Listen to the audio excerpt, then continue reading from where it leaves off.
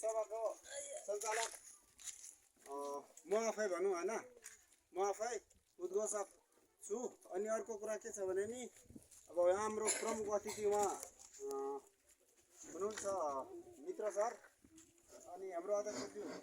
पानीको अध्यक्षज्यू हुनुहुन्छ। हेलो, अब आजको यस सभाका सम्पूर्ण महानुभावहरूलाई मेरो व्यक्तिगत तर्फबाट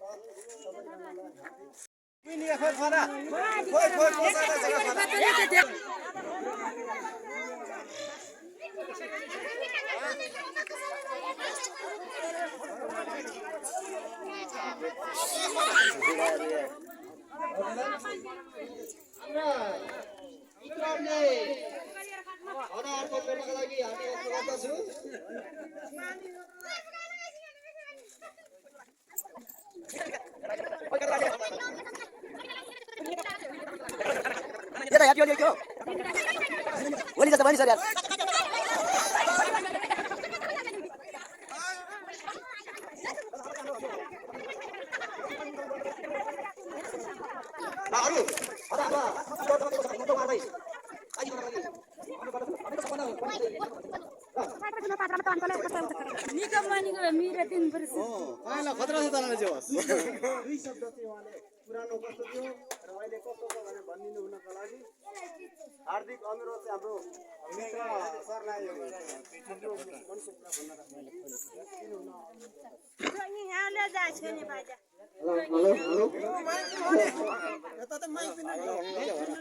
माइक माथि बाहिर छ त्यति माथि नै जाँदा हुन्छ।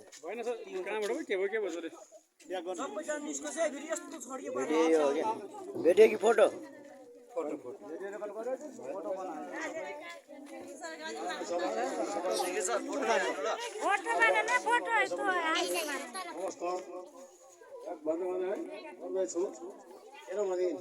हाम्रो यो लामखोल हामीटार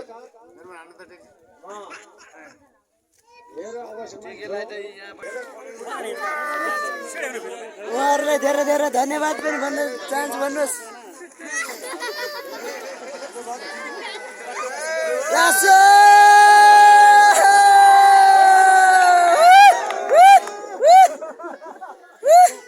धन्यवाद।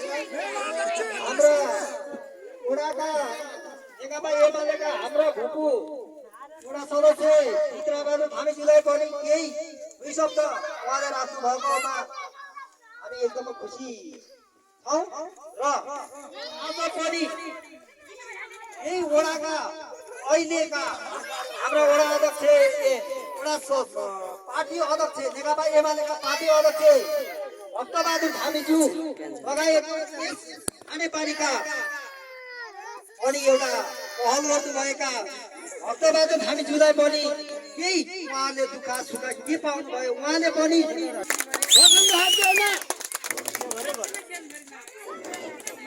धन्यवाद कार्यक्रम सञ्चालकज्यू। र आज यस लामखोल सरले मेरोबाट नि एउटा यो गाउँको पछि उन्नति प्रगति गर्ने तपाईँले हो। उपभोक्ता समूहहरू लगायत सम्पूर्ण यहाँ उपस्थित हुनुभएका मेरा प्यारा प्यारा आमा बुबा तथा दाजुभाइ दिदीबहिनीहरू र हाम्रो यस खानेपानीमा महत्त्वपूर्ण भूमिका खेलेर आउनुभएका हाम्रो पूर्णबहादुर लामाज्यू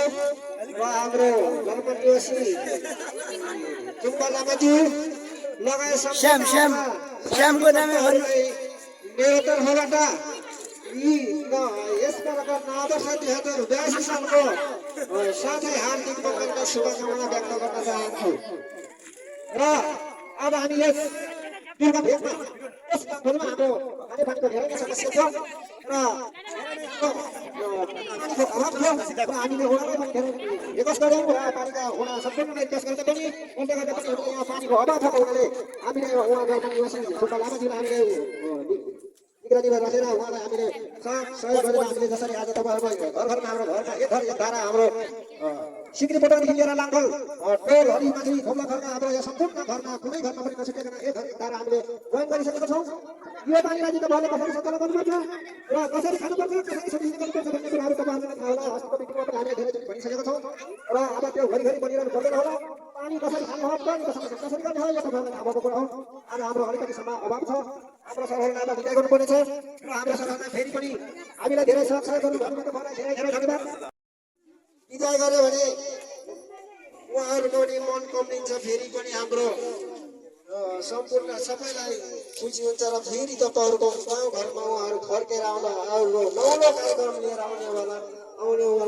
हुनुहुन्छ भन्ने म आशा राख्दछु र यसो भन्दै आज हाम्रो यो सभा भक्तमान थामीज्यूले राम्रो कुरा गरेर जानुभएको छ र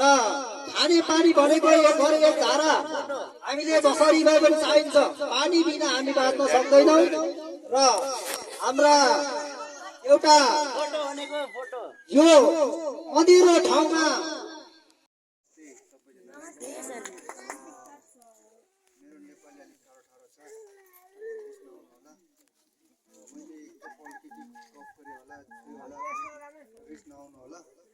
आजदेखि त्यो पानी चाहिँ तपाईँहरूको सम्पत्ति है र तपाईँहरूको समितिको अंशमा चल्छ यति एउटा नियम हुनुपर्छ नत्र भने केयरलेस भन्ने लापरवाही हुन्छ त्यसको एउटा नियम हुनुपर्छ नियम चाहिँ अलिक कडा हुनुपर्छ किनभने यो महँगो चिज हो सस्तोमा भने होइन महँगो चिज त्यस कारण यति मूल आधार पाइप हुन्छ नि यदि त्यो कसैले काट्यो भने तपाईँहरूले 1 लाखदेखि 2 लाख रुपियाँ जरिमाना राख्नुपर्छ जरिमाना राख्नुपर्छ त्यो हुनुपर्छ नत्र भने अनि दुईवटा कुरा यो कुरा सुन्नु है दुईवटा कुरामा तपाईँ आफ्नो घरको लाइन छ नि घरको लाइन जाने त्यो तपाईँ आफैले केयर गर्नुपर्छ यदि तपाईँले धारा पानी त्यतिकै खेर छोडिदियो भने अर्कोले पुग्दैन त्यही कारण सबैले पुग्नु पर्यो अनि एकजना टिम राखेर त्यसले हेरेर भन्नुपर्छ तपाईँको पानी यस्तो खेर धोएको छ यस्तो नगर्नु भन्नु एकचोटि भनी दुईचोटि भने तीनचोटिमा पनि मानेन भने 10,000 रुपियाँ जरिमाना लगाउनुहोस् तपाईँहरू अनि पानीको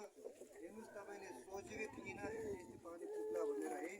हामी कहाँ ल्याएर यहाँ ल्याएर पानी घर पुग्यो होइन त्यो चाहिँ तपाईँ आफ्नो जुन जस्तो बाटो बन्यो बाटो बन्ने नि गाह्रो हो एकचोटि बाटो बनिसकेपछि गाडी कुदिन्छ नि त्यस्तै कुरामा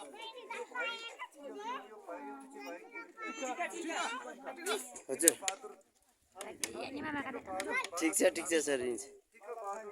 हामी चाहिँ सबै काम आउँछ यसले चाहिँ धारा कहाँ बिग्रिन्छ के हुन्छ कसरी पानी छोड्नुपर्छ सबै ट्रेनिङ दिइसकेको धारा बनाउने सबै उसले काम गर्छ किन उसले देखिसक्यो उसले सिकिसक्यो हाम्रो सामान पनि उसँगै छ समुद्रतिर सबै उसले गर्छ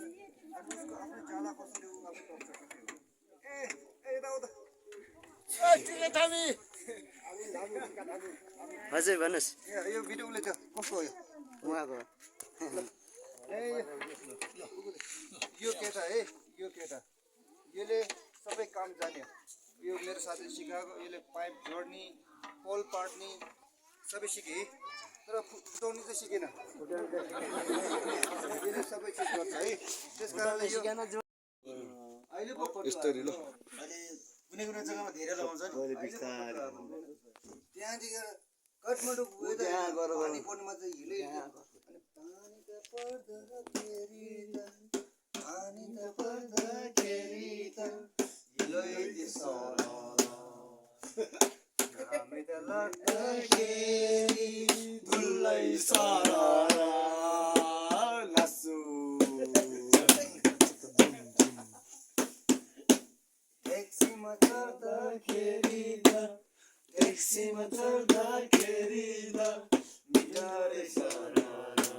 स्वर मोड्ने पेसेन्जरको खोली धरारा हो नि त हैन गयो पैसा कस्तो हो नि पैसा गयो नि त ट्याक्सीमा चढेर चाहिँ ट्याक्सी ड्राइभरले यति लुट्छ कि पैसा धरेर त पेसेन्जर त गयो नि त अनि मिटर सरर चढेपछि पैसा सरर गयो नि त हैन